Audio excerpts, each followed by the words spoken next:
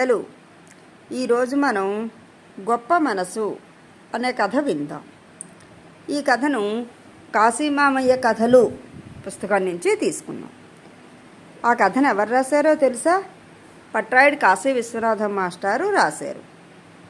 ఇప్పుడు కథ విందామా? అనగా అనగా సంతపేట అనే ఊరు. ఆ ఊరిలో కౌశిక్, శ్యాము అనే ఇద్దరు స్నేహితులు ఉండేవారు. కౌశిక్ కాశీమావి దగ్గర ఉండేవాడు. కాశీమావి ఇంటి పక్కనే శ్యామ్ వాళ్ళ ఇల్లు. ఇద్దరు ఆ ఊర్లో ఉన్న ప్రాథమిక పాఠశాలలో 5వ తరగతి చదువుతున్నారు. కాశీమావయ్య ఇంటి పెరట్లో పెద్ద వేప చెట్టు ఉంది. ఆ చెట్టు మీద అనేక పక్షులు నివసిస్తున్నాయి. రోజు ఉదయం సాయంత్రం పెరటి వాకిట్లో కూర్చొని పక్షుల అరుపులు వింటూ ఆనందంగా ఆడుకునేవారు స్నేహితులిద్దరూ. శ్యామ్ వాళ్ళ అమ్మ పరమగయ్యాలి.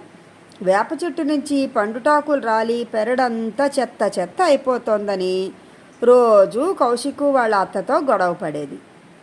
ఆవిడ పోరు పడలేక కాశీమామయ్య ఆ వేప చెట్టును నరికించాలని నిర్ణయించుకున్నాడు. ఈ విషయం తెలిసి శ్యాము, కౌశికులు చాలా బాధపడ్డారు. వారికి తిండి సహించలేదు. ఆ సాయంత్రం చెట్టు వైపు చూస్తూ, ఈ చెట్టును నరికేస్తే ఆ పక్షులు ఎక్కడ ఉంటాయి? నిన్ననే పుట్టిన ఆ పిల్లలు ఎలా ఎగరగలవు అనుకుంటూ చాలా బాధపడ్డారు. పిల్లలు ఎందుకు తిండి తినలేదో గ్రహించలేదు తల్లిదండ్రులు. మర్నాడు కూలివాళ్ళు గొడ్డళ్ళు, రంపాలు పట్టుకొని వచ్చారు. నరకడానికి సిద్ధపడ్డారు. కౌశికు, శ్యాములు ఇద్దరూ చెట్టు నరకద్దు అంటూ గట్టిగా చెట్టును కౌగిలించుకున్నారు. నీకేమైనా మతిపోయిందా? ఈ చెట్టు నరికేస్తే చెత్త పోతుంది, రా అంటూ శ్యాముని ఇంట్లోకి బరబరా ఏడ్చుకుపోయింది వాళ్ళమ్మ. తల్లి కాళ్ళని పట్టుకొని ఏడుస్తూ, శ్యాము, అమ్మా నా మాట వినమ్మా, గత సంవత్సరం మన ఇల్లు ఖాళీ చేసి పొమ్మన్నప్పుడు ఉండడానికి ఇల్లు లేక మనం ఎంతో ఇబ్బంది పడ్డాం. ఇప్పుడు ఆ పక్షుల పరిస్థితి అదే కదా అంటూ బోర్న విలిపించాడు. కొడుకు మాటలు విని ఆమె ఆలోచించింది. గోస్తని నది లోతట్టు ప్రాంతంలో చాలా కుటుంబాలు నివసించేవి. వారిలో శ్యామ్ కుటుంబం ఒకటి. గత సంవత్సరం వర్షాకాలంలో వరద ముంపు గురవుతాయని లోతట్టు ప్రాంతాల వాళ్ళని అధికారులు ఖాళీ చేయించారు. ఇల్లు లేక ఆ పంచన ఈ పంచన గడిపిన రోజులు ఇప్పటికీ శ్యామ్ తల్లికి గుర్తే. రాలే ఆకుల చెత్త అనుకున్నాను, కానీ వీచే చల్లని గాలి గురించి ఆలోచించలేదు. రోజు శుభ్రం చేయడం కష్టంగా భావించాను, కానీ గూడు లేక ఆ పక్షులు ఎంత బాధపడతాయో ఆలోచించలేకపోయాను. కూడు గూడు ఎవరికైనా ఒకటే కదా.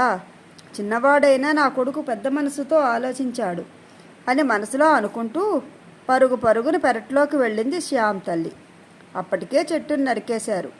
ఇప్పుడు పెరట్లో ఆకులు గలగలలు లేవు, పక్షుల కువకువలు లేవు, చల్లని గాలి లేదు, పిల్లలు మునిపటిలా సంతోషంగా ఆడుకోవడానికి లేదు. తన ప్రవర్తనకు తానే సిగ్గుపడింది. రోజులు గడిచాయి. ఒకరోజు బడికి వెళ్ళి వచ్చేసరికి పెరట్లో పెద్ద వేప చెట్టు కనిపించింది. ఇదేమిటి ఈ మాయా అని తల్లిదండ్రుల్ని అడిగారు.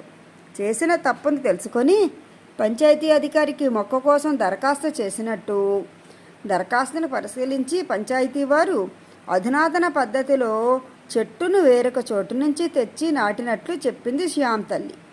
కౌశికు, శ్యామల ఆనందానికి అవధులు లేవు. ఇక ఎప్పట్లాగే పక్షుల అరుపులతో, పిల్లల ఆటలతో సందడి మొదలైంది ఆ పెరట్లో. అందరి ముఖాల్లో ఆనందాలు వెల్లివిరిశాయి.